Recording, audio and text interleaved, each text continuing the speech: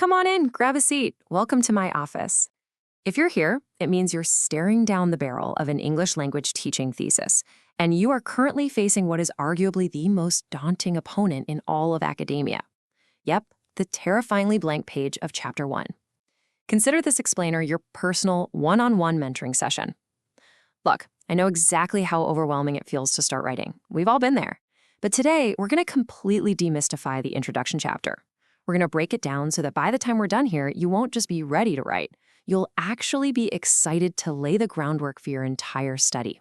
You know, a lot of folks treat Chapter 1 like a casual warm-up or maybe just a simple summary of what's to come later in the thesis. But as the saying goes, a strong introduction does not merely introduce a topic, it constructs a compelling scholarly argument. Treating it as just a table of contents is a massive mistake. Your first chapter isn't just an overview, it's the absolute foundation of your research, and it's the very first impression you're making on your examiners. It is literally the gateway to your entire study. You weren't just saying, hey, here's what I'm doing. You're actively constructing a persuasive, heavily evidence-based argument for why your research absolutely must be conducted in the first place. And to build that kind of argument, you need a highly structured, logical progression. Every single section in your introduction has to seamlessly connect to the next one. Think of it like a chain. You start by establishing the broad context, which naturally leads to identifying a specific problem. Now, that problem reveals a glaring gap in the current research, which in turn gives your study its clear purpose. From there, you briefly outline your method, and finally, you state your anticipated contribution to the field. When you follow this exact progression, you are establishing serious academic credibility right out of the gate.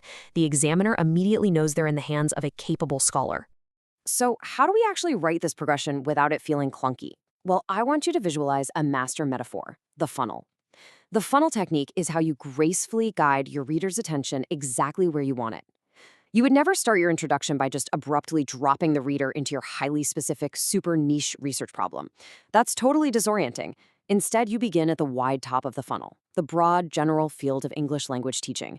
Then, paragraph by paragraph, you gradually, deliberately narrow that focus down until the reader lands precisely on your specific research problem. Let's actually walk through a practical example of this funnel in action, just to make it concrete. You might start at the very top by discussing the global importance of English in communication and education, big picture stuff. Next, you narrow it down to the role of English in a specific context, say, higher education in India, and you point out the general challenges in ELT today. Then, we narrow it down even further to your specific research area, maybe academic writing or technology integration. And finally, boom, you reach the very tip of the funnel, your exact research problem. See how smoothly we just guided the reader down? Now listen carefully here, because there is a stark difference between a flimsy topic and a rigorous problem statement. So many students come into my office and say, Professor, my problem is the effect of podcasts. I always have to stop them right there. The effect of podcasts is just a topic. It's an area of interest, sure, but it's not a problem. Compare that to this. Engineering students demonstrate low listening comprehension despite regular classroom instruction. That is a problem.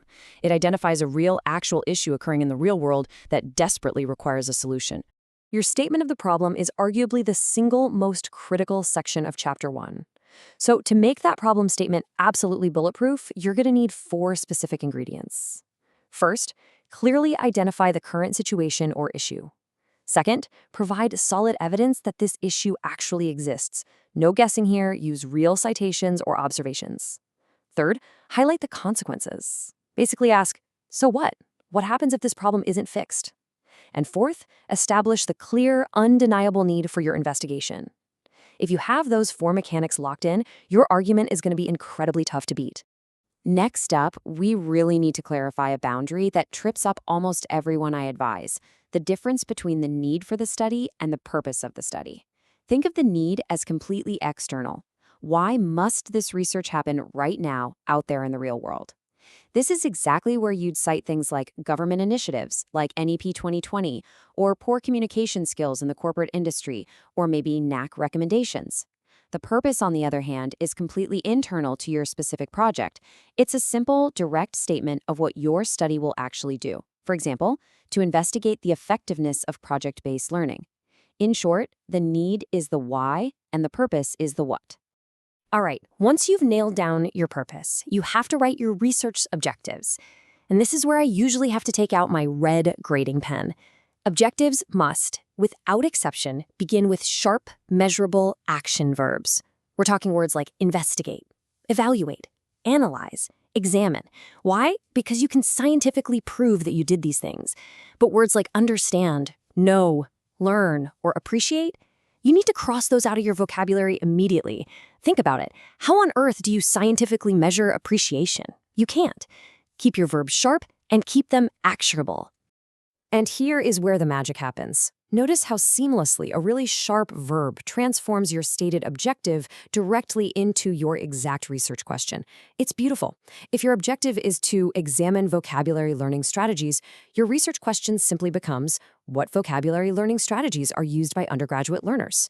It is a perfect one-to-one alignment.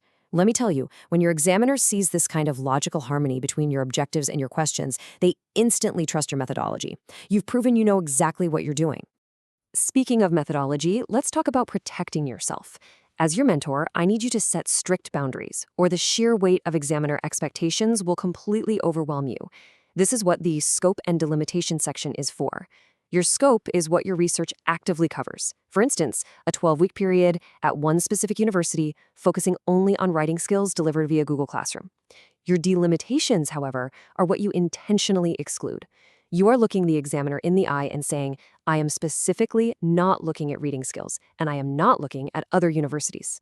This totally protects you from being criticized later for omitting things you never even intended to study.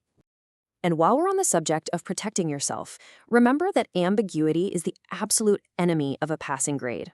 That brings us nicely to operational definitions. You have to define important terms exactly as they are used within your specific study. Take a common term like speaking fluency. Well, that can mean a dozen different things depending on which researcher you ask. So you must provide the standard dictionary meaning, sure, but then you have to give your exact working definition for this specific thesis. Are you measuring fluency by words per minute? By a lack of pauses? You have to tell the reader exactly how you are operationalizing that concept. Okay, here's a warning I give to literally every single one of my students, so please listen up. Do not write Chapter 3 inside Chapter 1. When you get to the overview of research methodology section in your introduction, you must keep it brief. You only need a high-level summary of your research design, your participants, your sampling method, and your instruments. If you start detailing every single minute step of your data collection procedures here in the intro, you're stealing focus from the main argument. Save that deep dive for Chapter 3 where it belongs. Year after year, I see the exact same easily avoidable traps in rough drafts. Let's make sure you don't fall into them. Sometimes students start directly with the problem without providing that broader funnel context we talked about. Or they accidentally write a massive, sprawling literature review instead of a punchy introduction. Worse, they make wild, unsupported claims without citing any sources to back them up. Or their objectives don't match their research questions. Or, and this is a big one, they just repeat the exact same information across different sections just to pad out the word count. Don't do it! So, how do we avoid those traps? By mastering your academic voice. Unlike this very casual chat we're having right now, your writing needs to follow strict rules of engagement. You must write objectively, leave all your personal opinions at the door. Every single claim has to be supported by a citation. Pay close attention to your tenses, too. Use the present tense for established facts and knowledge, but switch to the past tense when you're discussing completed studies. And please, never use contractions like don't or can't in formal academic writing. Finally, glue all your arguments together with formal linking expressions, words like furthermore, consequently, and therefore. Tone and formality matter immensely. All right, the elephant in the room. How long is all of this supposed to be? For a typical PhD thesis, a complete, robust Chapter 1 is usually somewhere between 25 and 40 pages long. I know. Take a deep breath. If you're doing an MA dissertation, it's a much more modest 12 to 20 pages. But I promise you, when you actually break it down into the specific, bite-sized sections we just discussed, that 40-page mountain suddenly turns into a very manageable series of small hills. Let me show you exactly how to conquer it. Let's turn everything we've talked about into a practical, step-by-step writing workflow. Here's your game plan. First, start broad. Introduce the ELT discipline and its global relevance. Second, narrow your focus down to your specific domain, like AI-assisted learning or, say, speaking anxiety. Third, present the context by writing out the historical and practical background of your study. Fourth, clearly identify the exact problem using concrete classroom observations or reports, and establish the research gap by pointing out what earlier studies totally missed. Moving right along with our workflow, next up, state your purpose, objectives, and research questions, double-checking that they are perfectly aligned with those sharp verbs. Then, briefly introduce your methodology. After that, clearly explain the significance, the scope, and the delimitations to firmly set your study's boundaries. Finally, define your key terms operationally, so there is absolutely zero ambiguity for the examiner.